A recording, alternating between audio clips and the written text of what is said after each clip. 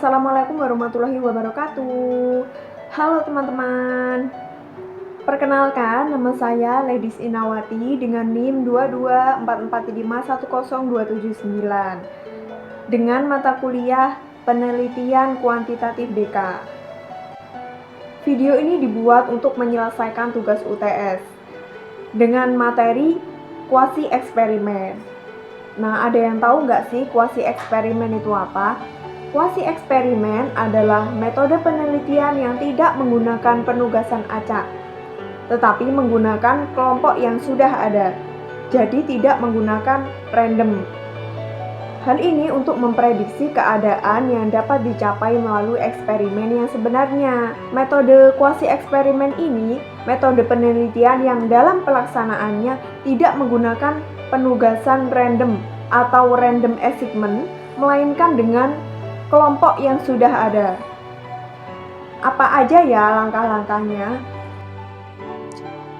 Oke, untuk langkah-langkah melakukan penelitian kuasi eksperimen, yang pertama, mengidentifikasi masalah penelitian dulu.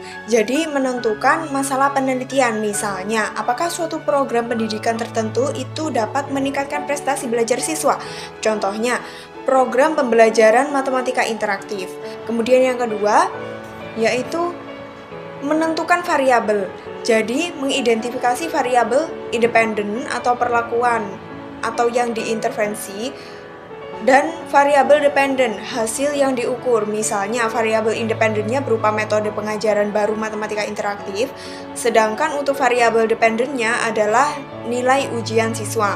Kemudian, langkah selanjutnya memilih desain penelitian, yaitu di sini ada 3 dari kuasi eksperimen.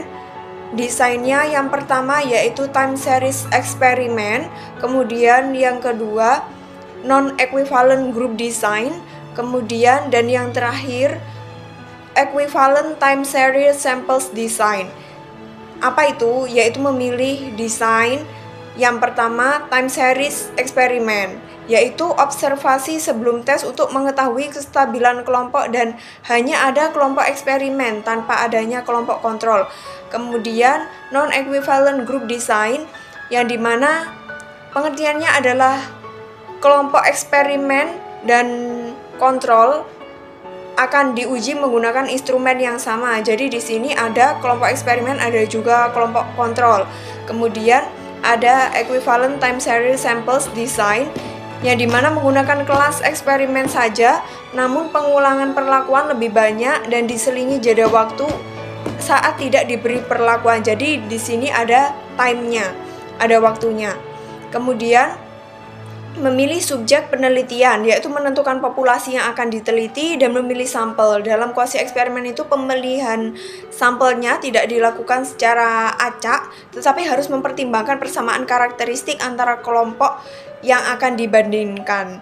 Kemudian menerapkan intervensi, jadi memberikan perlakuan atau intervensi kepada kelompok yang ditentukan dan mencatat semua hal tentang intervensi yang dilakukan. Yang keenam, mengumpulkan data. Mengumpulkan data dari kedua kelompok, yaitu kelompok yang mendapatkan intervensi dan kelompok kontrol, menggunakan pengukuran variabel pretest atau sebelum dilakukannya intervensi, kemudian post-test setelah dilakukannya perlakuan atau intervensi. Kemudian yang ketujuh ada analisis data. Analisis untuk melihat perbedaan kelompok kontrol dan kelompok perlakuan atau kelompok eksperimen dengan menggunakan metode statistik yang sesuai seperti uji ANOVA atau bisa juga menggunakan uji T. Kemudian yang kedelapan, interpretasi hasil, di mana interpretasi hasil analisis data itu menentukan apakah ada efek signifikan dari intervensi yang dilakukan. Yang kesembilan ada kesimpulan dan rekomendasi. Jadi membuat kesimpulan berdasarkan hasil penelitian dan membandingkan dengan hipotesis dari temuan awal. Kemudian memberikan rekomendasi untuk penelitian selanjutnya.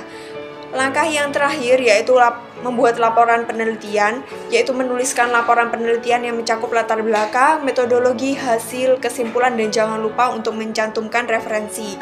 Contoh kuasi eksperimen ini misalkan seperti yang sudah saya paparkan tadi mengenai Contohnya yaitu program pembelajaran matematika interaktif.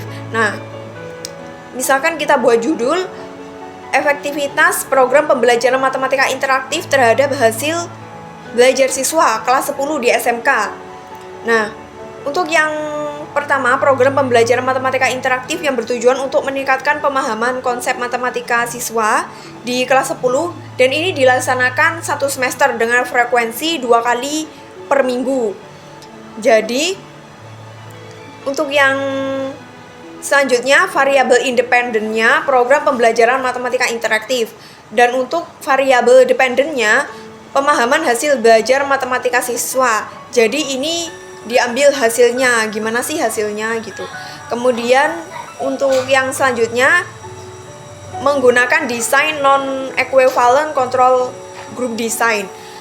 Seperti yang saya jelaskan tadi, ini adalah desain penelitian yang dimana menggunakan kelompok eksperimen, juga ada juga kelompok kontrolnya. Untuk yang selanjutnya yaitu populasi. Populasinya seluruh siswa kelas 10 dan sampelnya kelas 10A untuk kelompok eksperimen menggunakan pembelajaran matematika interaktif dan untuk kelas 10B kelompok kontrol menggunakan pembelajaran yang tradisional.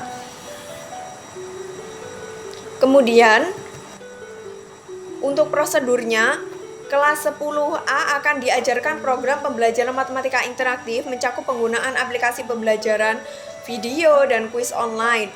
Kemudian di kelas 10B akan diajarkan metode pembelajaran tradisional seperti ceramah dan latihan soal saja. Kemudian sebelum atau pre-test dan sesudah perlakuan atau post-test di kedua kelompok itu diberikan tes masing-masing, hasilnya itu gimana. Nah, setelah itu masuk ke tahap analisis data yang dimana data hasil belajar siswa dianalisis menggunakan uji T untuk membandingkan rata-rata nilai kelompok eksperimen dan kelompok kontrol. Selain itu, dianalisis dilakukan untuk melihat distribusi nilainya. Nah, kemudian hasil yang diharapkan ini, penelitian ini diharapkan dapat menunjukkan bahwa siswa dengan program pembelajaran matematika interaktif itu memiliki hasil belajar yang lebih baik dibandingkan dengan siswa yang diajarkan dengan metode tradisional. Ini hipotesis ya, hipotesis awalnya. Kemudian untuk kesimpulannya, jika hasil analisis yang menunjukkan perbedaan yang signifikan antara kedua kelompok tersebut dari kelompok 10A tadi yang diajarkan matematika interaktif dan untuk kelompok atau kelas 10B yang diajarkan cara pengajaran, metode pengajaran matematika yang tradisional itu signifikan antara kedua kelompok, maka dapat disimpulkan bahwa program pembelajaran matematika interaktif itu berpengaruh positif terhadap hasil belajar siswa. Dan penelitian ini juga dapat memberikan rekomendasi untuk penerapan metode pembelajaran interaktif dalam pengajaran matematika di sekolah. Jadi hasilnya yaitu disimpulkan bahwa program pembelajaran matematika interaktif itu efektif terhadap hasil pembelajaran siswa. Mungkin itu saja yang dapat saya sampaikan. Mohon maaf apabila ada kesalahan. Sekian penjelasan dariku. Jangan lupa like ya. Wassalamualaikum warahmatullahi wabarakatuh.